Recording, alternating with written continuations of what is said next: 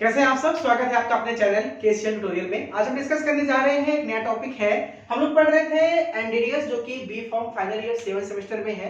उसका unit number 2 चल रहा था। यूनिट नंबर 2 में चैप्टर नंबर 2 चल रहा था BDDS, buccal adhesive drug delivery system. Last class में आपने जाना कि इसका बारे में जाना आपने कि ये क्या होते हैं, इसका डेफिनेशन क्या है, क्यों कौन सी दवाइयों का इस्तेमाल हम करते हैं बीडीडीएस के लिए, कैसे बनाते हैं, क्या इसका काम है, ठीक है, और क्या इसका फॉर्मुलेशन होता है। आज के टॉपिक में हम डिस्कस करने जा रहे हैं। टॉपिक है basic component for the BDDS, buccal adhesive drug delivery system. यानी मोटा मोटी बात यह है कि जब भी हम कोई बीडीडीएस ड्रग बनाएंगे, कोई ऐसी मेडिसिन बनाएंगे जो बीडीडीएस कैटेगरी का है, तो हमको उसके बनाने के लिए क्या क्या चीजें चाहिए। इसको इस तरह समझिए कि जैसे आप समोसा बनाएंगे, मेरा फेवरेट समोसा जो आज खा नहीं पा रहा हूं मैं, तो जो समोसा बनाएंगे तो आपको मैदा चाहिए, आलू चाहिए, मसाला चाहिए, तेल चाहिए, ये सब उसके बेसिक कंपोनेंट है। उसी तरह से बीडीडीएस बनाने के लिए आपको जो भी चीजें चाहिए, this is called basic components for the BDDS. तो डालिए heading basic component for BDDS,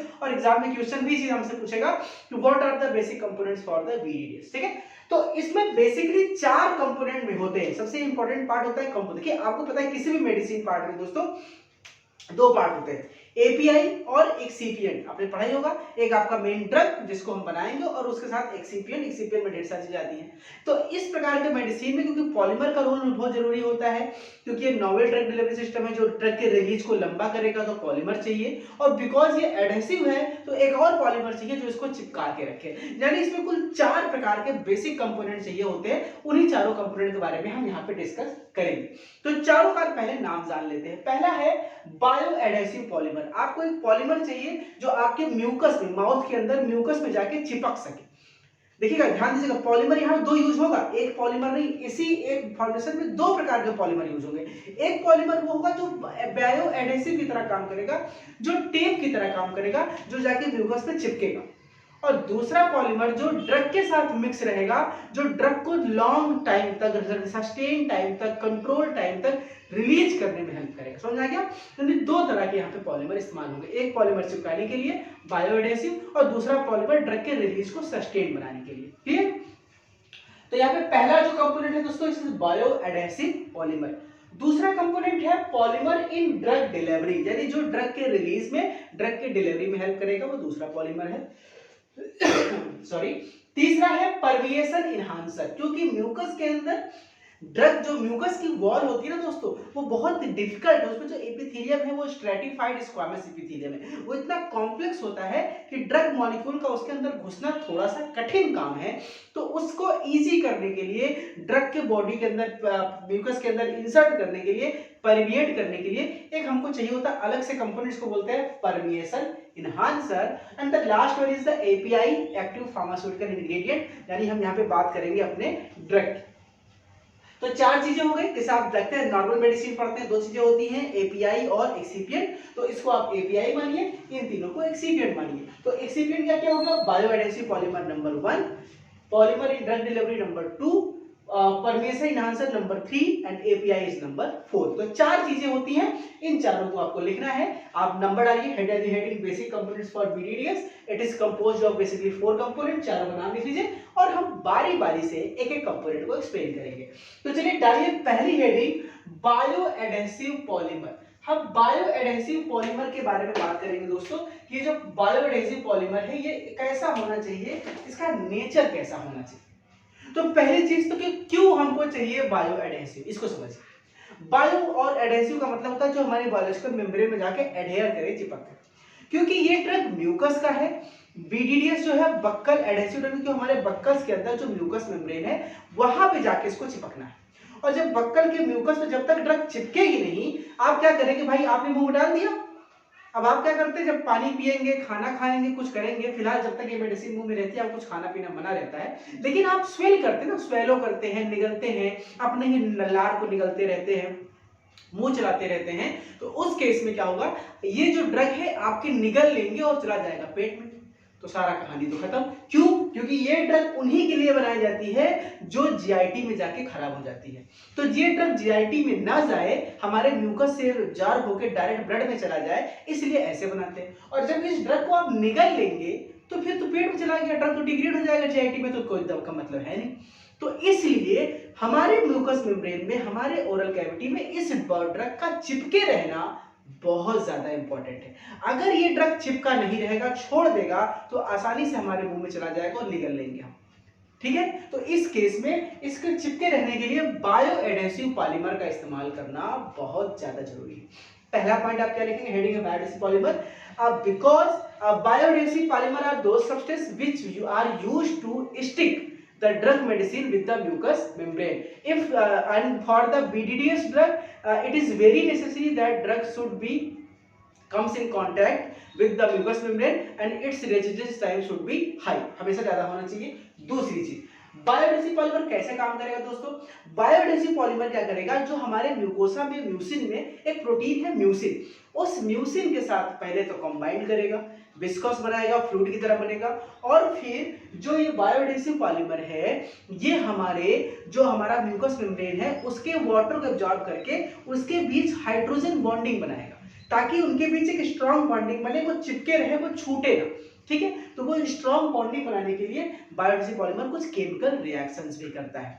तो नेक्स्ट पॉइंट क्या लिखेंगे कि this bioadhesive polymer after reacting with mucin they form a hydrogen bond और weak covalent bonds through which by the chemical bond they are stick on the mucous membrane। ये बहुत ही जरूरी चीज है। अब कुछ और बातें हमको जाननी है इसके बारे में कि इसका नेचर कैसा होना चाहिए। ये जो हमारा बायोएडेसिव पॉलीमर है इसका नेचर कैसा होना चाहिए, तो कुछ 4 पॉइंट मैं आपको नेचर बता रहा हूं कैसा होना चाहिए। तो 2 पॉइंट हमने लिख लिया, अगला पॉइंट है the characteristic of bioadhesive polymer should be, it should be hydrophilicity, यानी इसके साथ एक ऐसी खूबी होनी चाहिए कि वाटर को एब्जॉर्ब करे, क्योंकि हमारे म्यूकस में, हमारे मुंह में, सलाइवा में पानी है दोस्तों, वाटर को एब्जॉर्ब करेगा, हाइड्रोफिलिक नेचर होगा, तभी ये वाटर को एब्जॉर्ब करेगा, स्वेल करेगा और हाइड्रोजन बॉन्डिंग करेगा। इसलिए पहला प्रॉपर्टी है कि इस पॉलीमर की पहली प्रॉपर्टी होनी चाहिए, it should be hydrophilicity in nature. दूसरा, न्यूक्लियस हाइड्रोजन बॉन्डिंग ग्रुप्स, उस ऐसे पॉलीमर में ऐसा कंपाउंड हमको इस्तेमाल करना है जिसमें ढेर सारे हाइड्रोजन बॉन्डिंग फॉर्मेशन करने वाले ग्रुप लगे। आपको पता है कौन से ग्रुप होते हैं जो हाइड्रोजन फॉर्मिंग बात करते हैं, पोलर है, उसका कार्बोक्सिलिक एसिड ग्रुप है, अमोनिया सारी नाइट्रोजन के साथ जो हाइड्रोजन होता है अमोनिया ग्रुप हो गया, ठीक है, अमीन ग्रुप हो गया, सल्फोन ग्रुप हो गया। तो ऐसे हमको कंपाउंड्स या ग्रुप्स होने चाहिए उस पॉलीमर में जो हाइड्रोजन बॉन्डिंग फॉर्मेशन कर सके। तो दूसरा पॉइंट लिखिएगा, there should be numerous hydrogen bonding groups are available या शुड बी अवेलेबल। तीसरी बात करेंगे इंटरपेनिट्रेशन विथ म्यूकोसा। हाँ, ये जो आपका पॉलीमर है बायोएडेसिव पॉलीमर, ये हमारे म्यूकोसा के लेयर के साथ इंटरपेनिट्रेट कर सके, यानी कि आप समझिए ये हमारा म्यूकोसा है, ये हमारा पॉलीमर है, तो ये ऐसे बस रखा ना रहे, ये एक दूसरे के साथ क्या कर सके, इंटरपेनिट्रेट कर सके। जब हम मुट्ठी को बंद कर लेंगे तो देखो अभी हाथ खुला है, खींचेंगे अलग हो जाएगा, लेकिन ये जो इंटरपेनिट्रेट हो गया इस तरह से, अब इसको खींचेंगे तो ये खुलेगा नहीं। तो क्या है, it should be interpenetration with mucosa, it shows the character of interpenetration with mucosa. अगला कैरेक्टरिस्टिक है विस्को इलास्टिक होना चाहिए, यानी वाटर को ऑब्जॉर्ब करने पर इसकी विस्कोसिटी भी बढ़ी और इलास्टिसिटी भी ज्यादा होनी चाहिए, ताकि वो ज्यादा देर तक म्यूकस के साथ चिपके।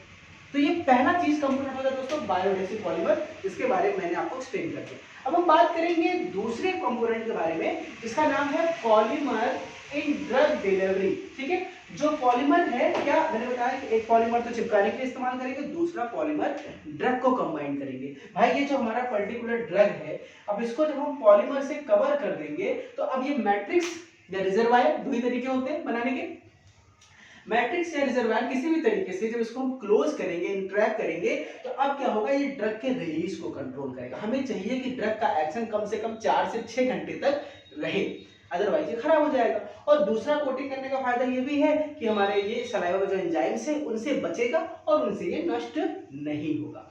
तो इसमें क्या लिखना है, पॉलीमर ड्रग डिलीवरी सिस्टम, कि in the buccal adhesive drug delivery system basically those drugs are used which are degraded by the GIT medium. So we should use such polymers which enclose the drug and increase their rate of release time and make this sustained and controlled release and also protect from the GIT media. ये एक खास खूबी है जो इस polymer के साथ होनी चाहिए।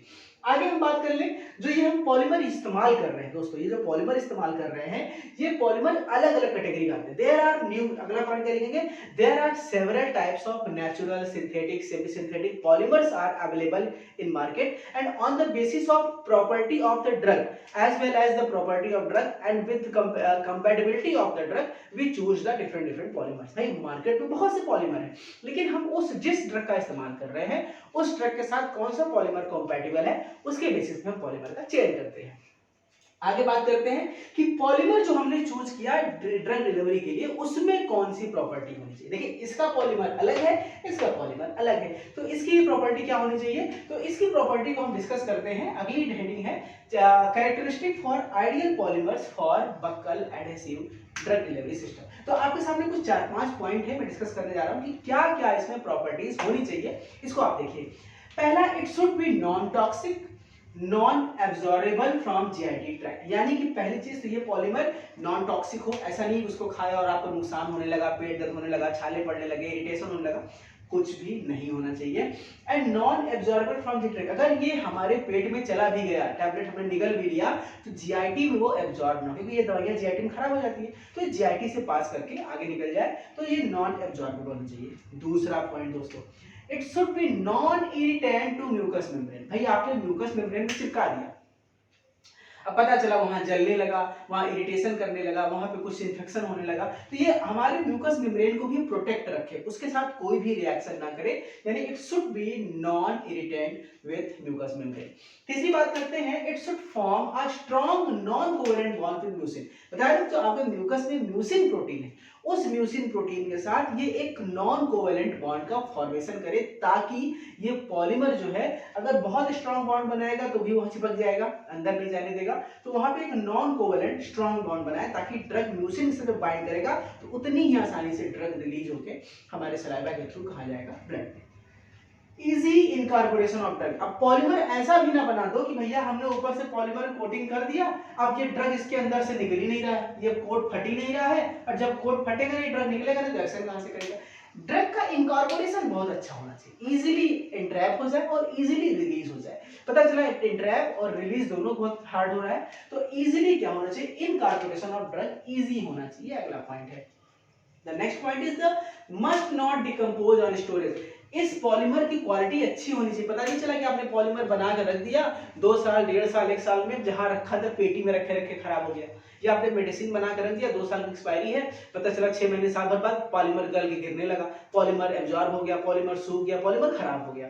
तो पॉलीमर की लाइफ बहुत अच्छी होनी चाहिए, it's must not decompose on storage, store करने पर भी ये खराब ना हो। कॉस्ट नॉट हाई, सबसे बड़ी बात कि बहुत महंगा पॉलीमर इस्तेमाल मत करिए, भाई मार्केट में बहुत सारे पॉलीमर है, बहुत महंगा इस्तेमाल करोगे बहुत अच्छी क्वालिटी के लिए, इतनी महंगी मेडिसिन हो जाएगी, फिर लोगों को ये खरीदना ही बहुत मुश्किल, जब बिकेगा ही नहीं तो क्या करेंगे ऐसा प्रोडक्ट बना के। ठीक है, तो दोस्तों ये हो गया इसके कैरेक्टरिस्टिक। अब हम कुछ एग्जांपल देख लेते हैं। हमारा टॉपिक है categories of polymer according to criteria. अब ये हम आपके सामने स्क्रीन पे एक पॉलीमर की मैंने यहाँ पे टेबल इंसर्ट किया हुआ है, इसमें देखेंगे अलग अलग पॉलीमर के एग्जांपल लिखे। पॉलीमर कैटेगराइज किया गया है सोर्स के बेसिस पे, आयन के बेसिस पे, सोर्स बेसिस पे नेचुरल है, सिंथेटिक है, आयन बेसिस पे कैटायनिक है, एनायनिक है, नॉन आयनिक है। ठीक है, ये हो गया। उसी तरह से एसिडिक, बेसिक, न्यूट्रल, ये अलग अलग कैटेगरीज। तो इस कैटेगरीज में आपको दिख रहा है कि कौन सा पॉलीमर का क्या एग्जांपल है। ये आप टेबल याद कर लेते हैं और कॉपी में लिखते हैं तो अच्छी बात है, अदरवाइज ये टेबल जरूर याद करिए, क्योंकि आपके जितने कॉम्पिटिटिव एग्जाम्स होते हैं उसमें कैटेगरीज पूछेगा। इससे right about the identify the ionic polymer, identify the natural polymer, identify the non ionic polymer, okay, cationic polymer. तो ये टेबल आपके सामने जो स्क्रीन पे है इसको स्क्रीनशॉट लेके लिख लीजिएगा और अपनी कॉपी में इसको नोट कर लीजिएगा। चलिए हम आगे बढ़ते हैं दोस्तों अपने तीसरे कंपोनेंट की तरफ, जिसका नाम है परमिएशन इनहांसर। दोस्तों इसका नाम है परमिएशन इनहांसर, ये हमारा अगला कंपोनेंट है, हम इसकी बात करेंगे ये कैसे काम करता है। परमिएशन इनहांसर की जरूरत क्यों पड़ी। पहली बात तो मैंने बताया कि जो हमारा म्यूकस है, जो ये म्यूकस का मेम्ब्रेन है, इसके ऊपर स्ट्रेटिफाइड स्क्वैमस एपिथेलियम पाया जाता है। ये स्ट्रेटिफाइड स्क्वैमस एपिथेलियम इतना जटिल है, इतना कॉम्प्लेक्स है कि किसी भी पार्टिकल का इसको पार कर पाना इतना आसान काम नहीं है, यानी ड्रग परमिएट नहीं कर पाएगा। अगर ड्रग का पार्टिकल साइज बड़ा है, ठीक है, अगर ड्रग आपका जो 1000 डाल्टन से बड़ा साइज का है तो बिल्कुल ही नहीं कर पाएगा। तो ऐसे ड्रग्स को कॉम्प्लेक्स स्ट्रक्चर से पार कराने के लिए हमें चाहिए कि हम कुछ ऐसा कंपोनेंट यूज करें जो इस कॉम्प्लेक्सिटी को थोड़ा सा ढीला करे, थोड़ा सा पोर साइज बढ़ाए और आसानी से ड्रग पार कर जाए। तो ऐसे कंपोनेंट्स को बोलते हैं परमिएशन इनहांसर। ठीक है, तो अगली हेडिंग है परमिएशन इनहांसर। इसमें आप क्या लिखेंगे कि because the epithelium of mucosa is made up of stratified squamous epithelium, it is very highly complex structure and it is very difficult to pass any drug particle from this membrane. ठीक है, and if the particle size is larger than 1000 Dalton, it is very difficult to permeate into the blood stream. ठीक है, तो so we need such component which we need some extra component which enhance the permeability of drug into blood stream. They are called permeation enhancer. अब हमको example देखना है, तो इसके example दोस्तों यहाँ पे हैं। कुछ एग्जांपल मैं आपको बता रहा हूँ, एग्जांपल लिख लीजिएगा। एग्जांपल है साइक्लोडेक्स्ट्रिन, मैं बोल रहा हूँ सुन लीजिएगा अगर बोर्ड में क्लियर नहीं दिख रहा है तो। बेंजलकोनियम क्लोराइड, इसके एग्जांपल बहुत आते हैं जीपेट वगैरह में। Dextran sulphate, lauric acid, methanol sodium EDTA और सोडियम सैलिसिलेट। मैं फिर से रिपीट कर रहा हूँ, cyclodextrin, benzalkonium chloride, dextran sulphate, lauric acid, methanol sodium EDTA और सोडियम सैलिसिलेट्स। दोस्तों ये सारे जो कंपोनेंट्स हैं बेसिकली ये एग्जांपल हैं परमिएशन इनहांसर के, जो इसको इस्तेमाल करते हैं। लास्ट पार्ट है API, this is the active pharmaceutical ingredient, this is the drug. अब देखिए वही पहली बात है, किस ड्रग का इस्तेमाल करेंगे, जो ड्रग जीआईटी में डिग्रेड होती है। अदरवाइज जो ड्रग जीआईटी में एब्जॉर्ब हो जाती है तो हम क्यों इतना महंगा बनाएंगे PDDS। भाई टैबलेट खिलाओ, कैप्सूल खिलाओ, 8 गोली खाए काम हो जाएगा, 2 रुपए में 10 गोली मिल जाएगी। ये सब बनाओ कि भैया बहुत महंगी हो जाएगी, पेशेंट कैसे करेंगे, जान लेना है क्या। तो ऐसी दवाओं का इस्तेमाल करते हैं जिसको जीआईटी से एब्जॉर्प्शन कम हो और लोकली इस्तेमाल करना हो। तो एपीआई के अंदर कौन कौन सी प्रॉपर्टी होनी चाहिए, पहली चीज इसका मॉलिक्यूलर वेट 1000 डाल्टन से कम होना चाहिए दोस्तों, ये चीज ध्यान देना। ठीक है, द डायलोहेडिक the ideal property of the API should be its their molecular weight should be less than और इक्वल टू 1000 डाल्टन। ठीक है, दूसरी बात करें, the nature of API should be hydrophilic और लाइपोफिलिक। कोई भी नेचर का ड्रग है हाइड्रोफिलिक वो चल जाएगा, उसकी दिक्कत नहीं है। मॉलिक्यूलर मेल्टिंग पॉइंट लो होना चाहिए, बहुत हाई मेल्टिंग पॉइंट नहीं होना चाहिए, क्योंकि बहुत हाई मेल्टिंग पॉइंट होना भी क्योंकि वो हमारे मेल्ट नहीं होगा बॉडी में, फिर एब्जॉर्ब नहीं होगा।